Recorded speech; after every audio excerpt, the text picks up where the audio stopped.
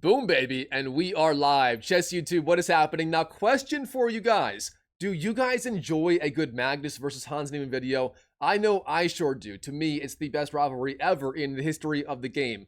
But this game right here, played between Magnus and Hans, prior to tonight, I didn't even know it existed, and it's shocking because this is one of the first games these two players have ever played following the infamous cheating scandal game in the year 2022. This game right here is Magnus versus Hans from the March 2024 Titled Tuesday tournament, and let me say, this game was a thriller from start to finish. It is chess at the very highest levels.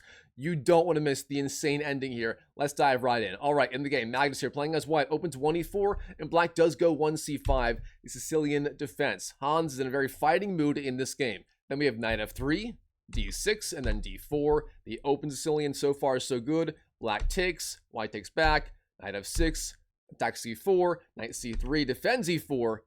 And finally here, Hans plays his main move here for black. That is the move a6, going into the dreaded, notorious Najdorf Sicilian. Now, what is the idea behind this move? It's very simple. Black here guards b5, and therefore knight b5 or bishop b5 ideas are not available for white in this game. From there, Hans will probably go e5, driving back this knight and continuing his development. Now, white here has a bajillion different options. White can literally play like 15, 16, maybe even 17 different ideas, but in the game, Magnus here plays maybe the strongest move, that is simply bishop to e3, the so-called English attack, setting up potentially queen d2 and long castles on the very next moves. Now here, Hans, e5 is the move, driving back this knight, and Magnus here, the main move is knight b3, but instead in this game, knight to f3 was chosen, the more positional idea, and this line is very strong and very dangerous for white, and Hans will have to play very accurately to defend in this game. Now here Hans, it continues, bishop e7, setting up short castling, a solid option for black certainly, and Magnus bishop to c4. This is the idea. Black's weakest point in his game is of course d5, therefore Magnus here piling up pressure on the d5 square with the bishop, the knight, the queen, and so on. All right, now Hans, he has many options here in the game. He castles, a logical choice, white castles, and now here Hans, given that he's castled, he's got to find some plan now in the middle game.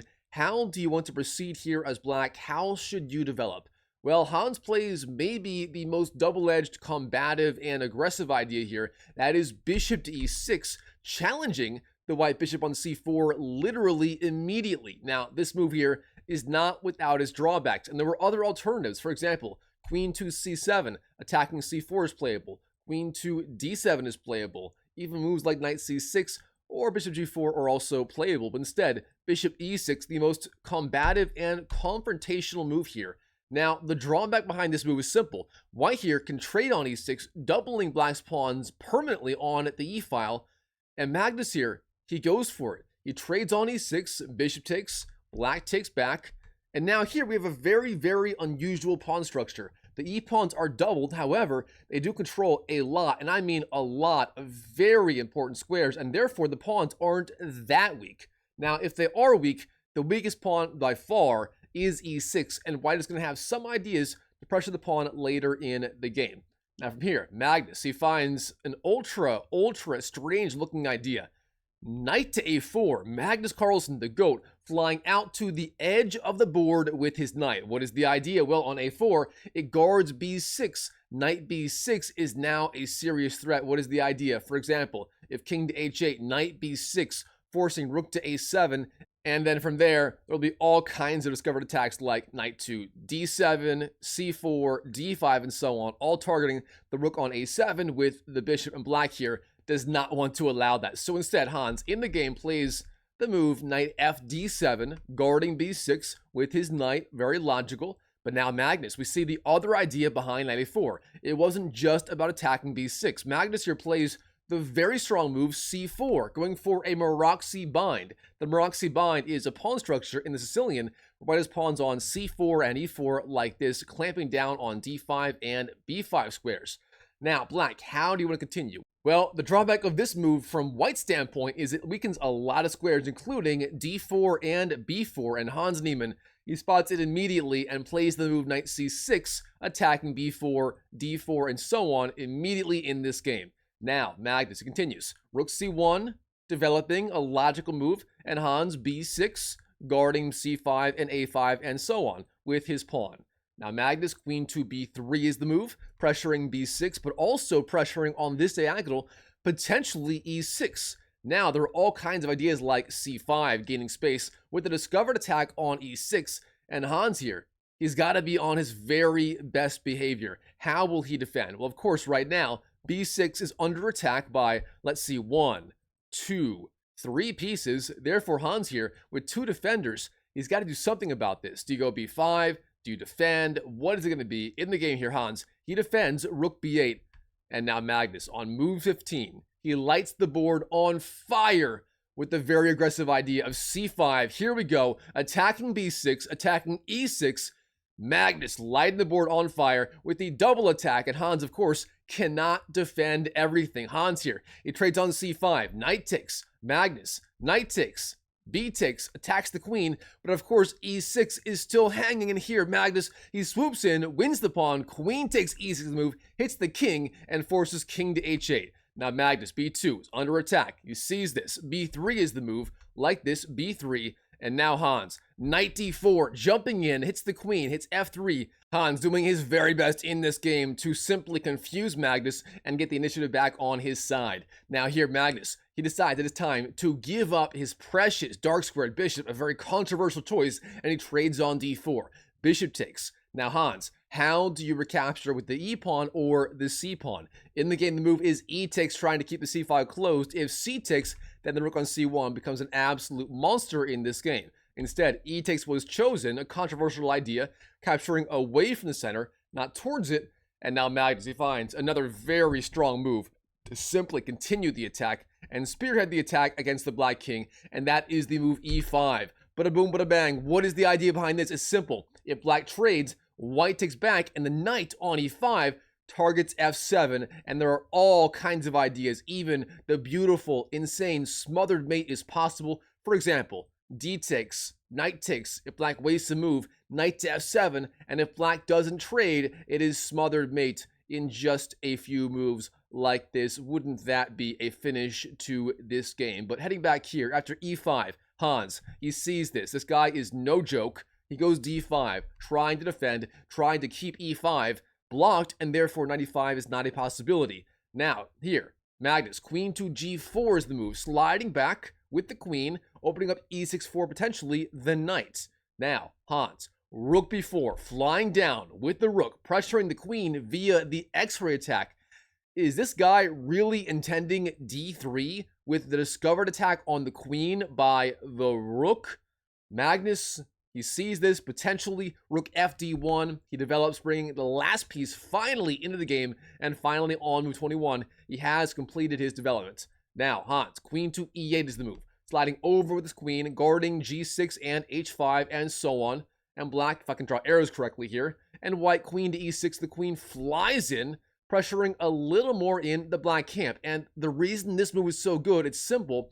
The queen on e8 does not defend d5. Magnus finding the space left behind, flying in with his queen. This guy knows the CCTOs, checks, captures threats and optimizations, and he sees the threat of capturing on d5 with the queen like this. Now, Hans, queen to f7, defends d5, and offers the trade of queens, and Magnus, being literally the GOAT of endgames, he says, no problem, let's trade. Queen takes, and we'll head for the endgame where I should be able to outplay you, should be able to, but as we'll see in this game, this endgame was anything but easy, and it was really anyone's game for the longest time here. Alright, black trades, rook takes, then knight e1. The knight drops back to the e1 square, intending potentially knight d3, defending e5, targeting b4, and so on, and that would be a fantastic square for this knight. Hans, g5, gaining space, knight d3, hits the rook, rook b5, defends again on the c5 square. Now from here, g3, king g7, and finally e6. Magnus pushing the pawn on e6, trying to deflect the rook off the f7 square. Hans, rook to f8 is the move, and now a4, attacking the rook, but giving up b3 in the process. And the idea is, this move right here is a deflection sacrifice. The idea is, of course, if black trades on b3, the c5 pawn will be falling, and that is how it goes in the game. We have rook takes, knight takes, Rook c3, offering the trade of rooks. Now, knight takes, rook fc8, rook b1 avoids the trade, and now d3. Hans Niemann, this guy is cooking in this endgame, pushing his passed pawn. He knows the passed pawn must be pushed. His idea is simple. Rook c2, d2, and then rook c1, trying to win the game on the spot.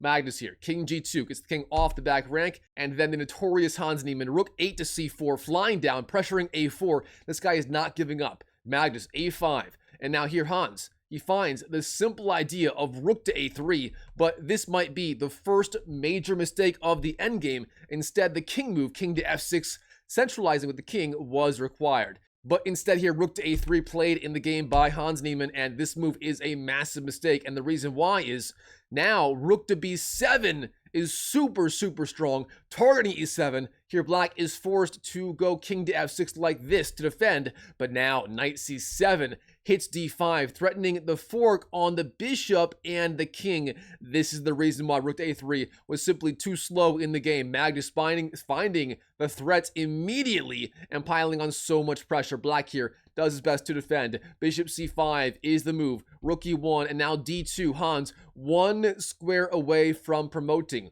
Now Magnus, he trades on d5. Knight takes d5. King to f5. Rook d1. Defends the rook. Rook d3. Defending d2. And now e7. Both sides pushing their passed pawns as fast as humanly possible. Is now a race. And how is Hans going to defend this pawn on the e7 square? He plays rook d4, the only defense, guarding e8 with the rook. But now Magnus, rook b8, guarding the back rank. Hans, how do you defend here? He trades on e7. Bishop takes. We have knight takes. Rook takes, and then rook b2, flying back down, trying to attack d2. Hans is still in this game. Rook to a7, guarding a5. We have rook b takes d2. Rook takes, and rook takes a5. Hans here down one pawn in the endgame. Somehow, he's still hanging on. But Magnus, of course, this guy is going to press forever with the one pawn edge. This guy wants the victory. All right, rook d7. Targets a7. By the way, both sides right here have roughly 5 versus the roughly 11 seconds left on the clock. I mean, anything can happen in time pressure here. All right, h5 is the move. Hans here trying to trade off some pawns to ease the defense on his side. Now rook d6, g4, h4, king d4, rook f6, rook e5, rook f4, king d5, king f1, and king to e6. Hans here, his idea is simple. If he defends h5, it is kind of hard for white in this game to make progress. Meanwhile, Magnus here, he's got to slowly but surely improve his king, shark around, and find some opening to attack with. All right, rook f8, king e7, rook h8, attacks h5, king f7, rook a8, king g6, rook a3, rook d5, rook e3, rook f5, king e2, rook d5. Hans Niemann sliding over and guarding the d-file, restricting the white king on the e2 square. Now, rook e6 hits the king, king g7, king e3, rook f5, rook e4, rook f3 hits the king, king to e2, it goes back, rook f5, rook f4, rook e5, king d3, rook a5, king e4, and on and on and on. Both sides here, they shark around for several more moves. But don't worry, right here in this position, Magnus, he's done waiting around, and he plays the move f4, finally breaking the symmetry. And here Hans, he has the big question. Do you trade on the f3 square, trading en passant, capturing the pawn, or do you allow white to have the protected passed pawn on the f4 square? In the game here, Hans, he trades on f4, g takes, king takes, and then rook to a4. So far, Hans here in this game, it's still technically a drawn endgame. However, as we're going to see, Magnus here, he is not done pressing. Oh no, he finds a way. Rook b6 hits the king, king g7, rook b5, king g6, rook g5 hits the king, king to h6, rook e5 slides over, king g6, rook e6, king g7, rook e4, rook a5, and on and on and on. Both sides, they shark around until Hans Niemann has a major malfunction in this position. The h5 pawn is under attack. Hans Niemann, the king slides back, king f3. And now Hans here, what do you do in this position? For some reason, Hans, he doesn't defend the pawn with, say, king to G6, H6, and so on. Instead, the move here for Hans in this game, king to F6. You give up the pawn, Hans Niemann. No! Rook takes. Magnus now has the winning endgame with 2 passed pawns on the king side. Not to mention, Hans has 3 seconds left on the clock. Hans Niemann, why do you always have major malfunctions like this versus Magnus in these games? You're giving me a heart attack. All right, king G6 hits the rook. Rook G5, king H6, rook E5, and then rook B3 hits the king. King to F4. Magnus, this guy is cooking. He launches the king up the board. He wants to find the path to victory. Rook b4 hits the king. Rook e4 guards the attack. And of course here, if you trade rooks, that is a losing endgame. You cannot do that. There is simply no way. You must play on. Rook b7. The rooks stay on the board at least for right now. Rook e6 hits the king. King to h7. g4. Magnus again is cooking in the endgame. Now, rook b4 hits the king. King f5. Rook b5. Rook e5. Rook b7. And now h5, Magnus pushing his pawns, but Hans, he continues to fight back. Rook f7 hits the king, king g5, rook g7, king h4, rook b7, rook e4, rook b5, rook e7, king g8, h6, king to h8, g5. Hans Niemann, are you hanging on? Rook b6 defends, king to h5, and here in this position, Hans Niemann, he sees no way to defend. The pawns are too far advanced. For example, g6 and so on is coming, and there is simply no defense. And therefore, Hans, in this position, with 9 seconds left on the clock, on move 109, one of the longest games these two players have ever played, at least in terms of moves in the game, Hans resigns on the spot to Magnus. Wow, what a game between Hans and Magnus in this crazy game in the March 2024 Titled Tuesday tournament. All right, Chess YouTube, hope you enjoyed this really long, entertaining, and wild game where Magnus, in the end, simply smoked Hans Niemann. What a game. Comment down below if you enjoyed it. I'd love to hear your thoughts on the Magnus versus Hans rivalry. Are you a fan of Magnus, a fan of Hans? Whatever it is, let me know down below.